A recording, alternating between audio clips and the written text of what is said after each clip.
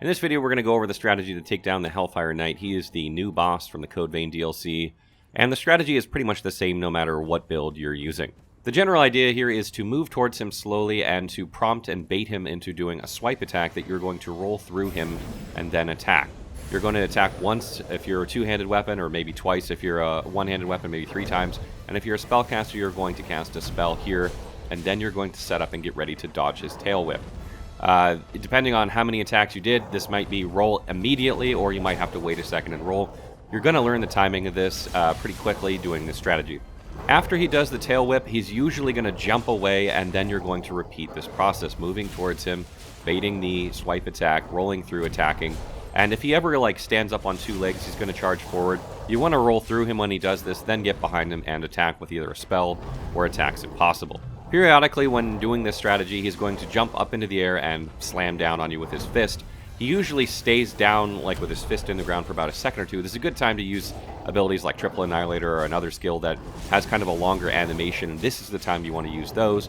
Otherwise, you're just going to kind of repeat this process. Sometimes he's going to do an animation that puts fire beneath you, and what you're going to want to do here is walk left or right. It doesn't matter which direction. You don't want to go forward or backward, just walk left or right, and roll out of the way at the last second, and then watch him immediately.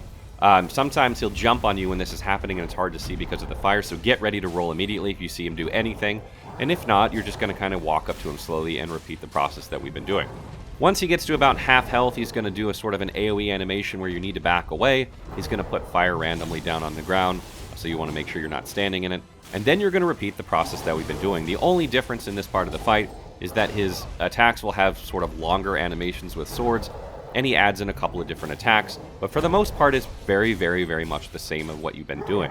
The 3 new attacks that he does during this phase are not very difficult to combat, but I'm going to tell you what they are. The first is a Lunge Attack, where he sort of slides at you with his sword out.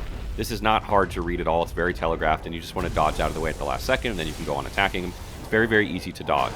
The next one is he'll slam the ground, and a fire AoE will come up under you, much like the first phase, except in this phase, it'll follow you around. He generally likes to lunge or jump into the air and pound you right after he does this, so get ready to dodge. And basically, the strategy is you need to just keep dodging and staying away from him in order to run out the clock on that fire AoE, as it'll follow you around for about 10 seconds.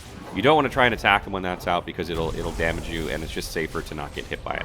The last new attack you'll do, he'll kind of rear up on his feet, and he'll pull out 2 blades and he'll go aggressively at you. The easiest thing to do here is roll through him, his attack, stay under his feet, maybe near his right leg, and just stay as close to him as you can. You generally don't take any damage if you just stay right under him. And he does a really long attack animation here that generally doesn't hit you if you're right under him, so you can get in a lot of damage, or it's a good time to heal or use a Triple Annihilator or some other skill if you're two-handing, doesn't matter. You just want to stay under him, and you're going to be fine. The other thing is, in this second phase, you want to make sure that you back away periodically, because every so often he's going to do another AoE. It seems to be about every 20 to 30% of his health as you go down. He'll do another one of those AoEs he did at 50%-ish. And if you get caught directly under him, it's hard to get out of the AoE, and it'll kill you in one shot. Sometimes you get his health down below, where it would normally happen, and he just doesn't do it. So you just need to, mentally remind yourself that it's going to happen or may happen at any moment, and be prepared to run away as quick as you can. A couple quick tips about this fight. Stamina management is very, very difficult during this fight. It's hard to roll, attack, and roll. You don't really need to block much. You can try blocking. It's very hard to block all of his attacks and still have stamina to roll or attack at all. So I don't recommend blocking with this build if you're doing 100% block.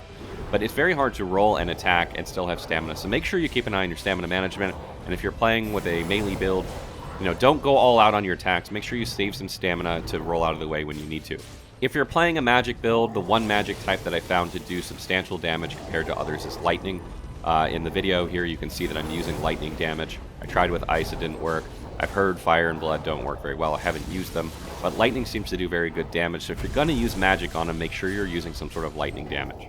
And lastly, I really like using light magic for this fight because it allows you to conserve stamina. You can roll through his attack, then cast a spell, and you don't use any stamina to cast a spell. So you're going to have stamina again to roll out of the way afterward. It's a great way to balance out your stamina. You can attack a couple times, and then roll, and then maybe next time cast a spell. And you can also use Chaotic Ash very easily during this fight, because you're going to be under him the whole time, so you basically hit him, and you never run out of Ichor at all.